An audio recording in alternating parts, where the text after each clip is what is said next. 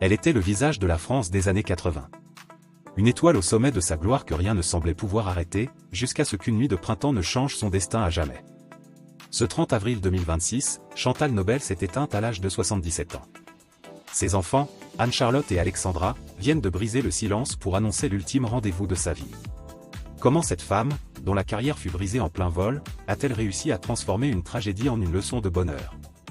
Découvrez le récit d'une résurrection et les détails de l'hommage qui lui sera rendu. Avant de commencer, abonnez-vous pour honorer ensemble la mémoire des grandes figures de notre patrimoine. Née Chantal Bonneau à Rouen, elle devient Chantal Nobel pour conquérir Paris.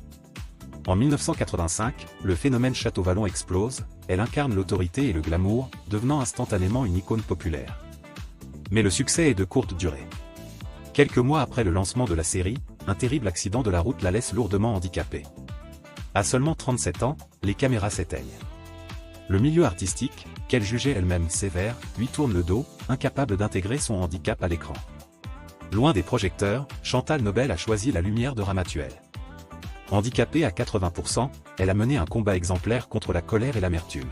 « Mon existence est paisible et heureuse », confiait-elle. Sa force? L'amour indéfectible de son mari et de ses enfants. Elle n'était plus la star de Château Vallon, mais elle était devenue une femme rayonnante, prouvant que la dignité et la paix intérieure valent bien plus que tous les records d'audience. Aujourd'hui, l'heure est au recueillement. Ses filles ont officialisé les funérailles.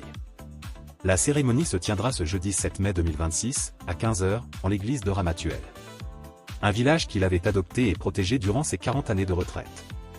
L'inhumation suivra dans la plus stricte intimité, au cimetière local, là où elle reposera désormais, face à cette mer Méditerranée qu'elle aimait tant.